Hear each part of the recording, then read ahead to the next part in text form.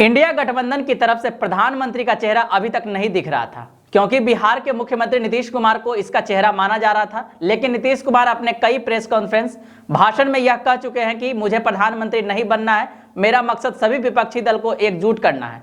ऐसे में 2024 लोकसभा चुनाव में ये तय कर पाना थोड़ा मुश्किल था कि आखिर किसे प्रधानमंत्री का चेहरा बनाया जाए, क्योंकि पहले तो मोदी बनाम राहुल गांधी था, लेकिन मोदी सरनेम के कारण राहुल गांधी को तो 2 साल की सजा सुनाई गई थी और किसी तरह का चुनाव लड़ने पर रोक लगा दिया गया था।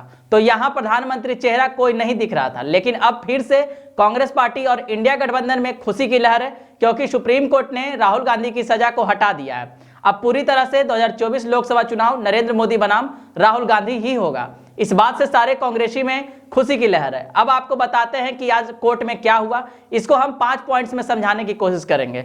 उससे पहले नमस्कार, मैं अंशु कुमार और आप देखना शुरू कर चुके हैं प्राइम लाइव।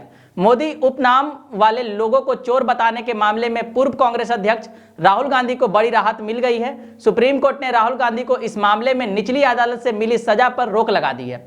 साथ ही उनकी दोष सिद्धि भी स्थगित कर दी गई। इससे राहुल गांधी के दोबारा केरल की वायनाड सीट से सांसद घोषित होने और अगले साल होने वाले लोकसभा चुनाव में भी उतरने की राह खुल गई है। राहुल गांधी को मोदी सरनेम में गुजरात के सूरत की अदालत ने 2 साल की सजा सुनाई थी। यह सजा राहुल गांधी के खिलाफ गुजरात के पूर्व मंत्री व मौजूदा विधायक पूर्णेश मोदी की तरफ से दाखिल मानहानि के मुकदमे में सुनाई गई थी। इसके चलते राहुल गांधी को अपनी संसद सदस्यता और सांसद के तौर पर मिला घर गंवाना पड़ा था। अब आपको वो 5 पॉइंट्स बतलाते हैं। पहले जान ले कि सुप्रीम कोर्ट में आज सुनवाई क्या हुआ। सुप्रीम कोर्ट में justice BR Gavai, PS Narasimha और संजय कुमार की बेंच ने सुनवाई की। करीब 3 घंटे लंबी बहस में राहुल गांधी की तरफ से अभिषेक मनु सिंघवी, जबकि पूर्णेश मोदी की तरफ से महेश जेठमलानी ने दलीलें पेश की।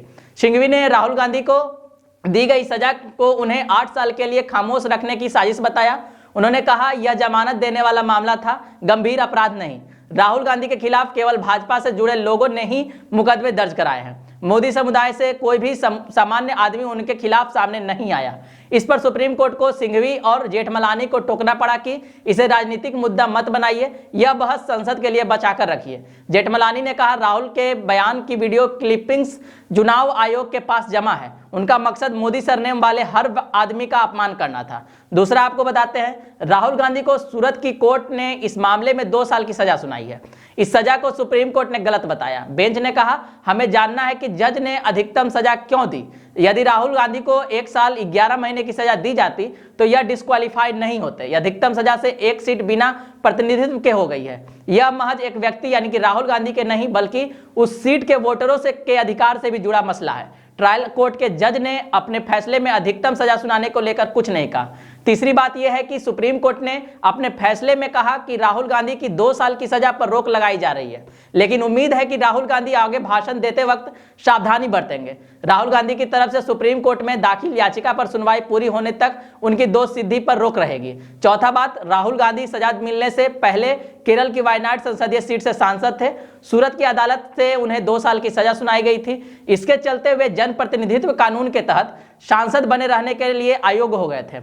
इस कारण लोकसभा सचिवालय ने उनकी सदस्यता को रद्द कर दिया था। इस सीट पर अभी तक उपचुनाव नहीं हुए हैं। अब उनकी दोष सिद्धि पर रोक लग गई है। ऐसे में अब राहुल गांधी अपनी सदस्यता बहाल करने का आवेदन लोकसभा सचिवालय से कर सकते हैं। ऐसा हुआ तो राहुल गांधी दोबारा संसद की कार्यवाही में भी हिस्सेदारी कर सकेंगे। इसके अलावा उनके अगले साल लोकसभा चुनाव में उम्मीदवारी करने की राह भी खुल गई है।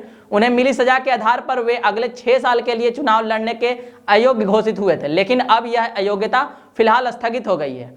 लोकसभा में कांग्रेस के नेता विपक्ष अधीर रंजन चौधरी ने इस फैसले का स्वागत करते हुए राहुल गांधी की सदस्यता बहाल कराने के लिए स्पीकर को पत्र लिखने की बात कही है। 5वां, क्या है पूरा मामला जिसने कांग्रेस की राजनीति तक हिला दी।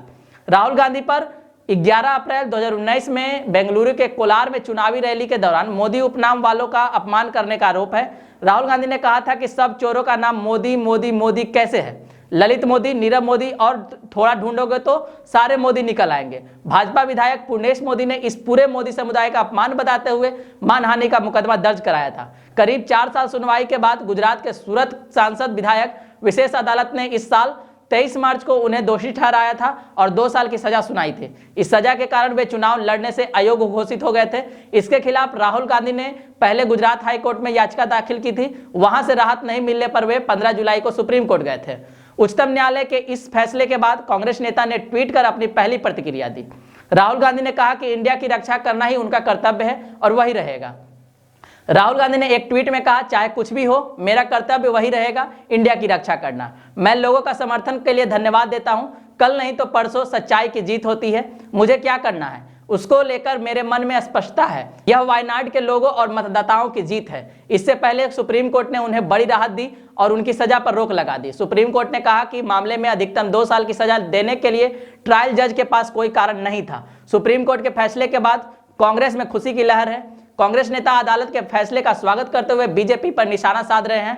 कांग्रेस अध्यक्ष मल्लिकार्जुन खड़गे ने शुक्रवार को मोदी सरनेम टिप्पणी मानहानि मामले में राहुल गांधी की सजा पर रोक लगाने वाले सुप्रीम कोर्ट के फैसले का स्वागत किया और खड़गे ने कहा कि सच्चाई की ही जीत होती है और राहुल गांधी के खिलाफ भाजपा की साजिश पूरी तरह से विफल रही है। उन्होंने यह भी कहा कि अब समय आ गया है कि भाजपा लोगों से मिले, जनादेश का सम्मान करे और देश पर शासन करना शुरू करे, जिसमें भाजपा 10 सालों में पूरी तरह से विफल रही है। आज की वीडियो को यहीं पर समाप्त करते हैं। जानकारी पसंद आई हो तो लाइक करें और लोकसभा 2024 चुनाव से संबंधित सारी खबरों से अपडेट रहने के लिए प्राइम लाइव को सब्सक्राइब कर लीजिए और वीडियो को शेयर करते रहिए। बस अब हमें इजाजत दीजिए, फिर मिलेंगे एक और वीडियो के साथ। वीडियो देखने के लिए धन्यवाद।